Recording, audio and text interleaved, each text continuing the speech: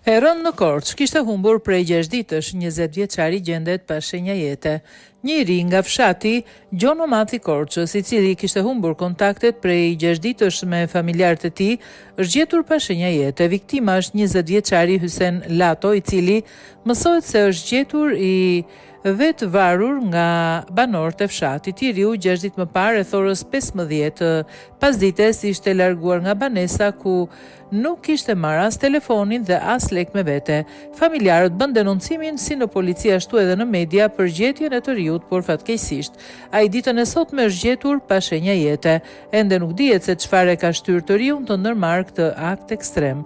Ky është rasti i tretë brenda pak ditësh në juglindje të vendit ku 3 të rinj i ka dhënë fund jetës në mënyrë tragjike.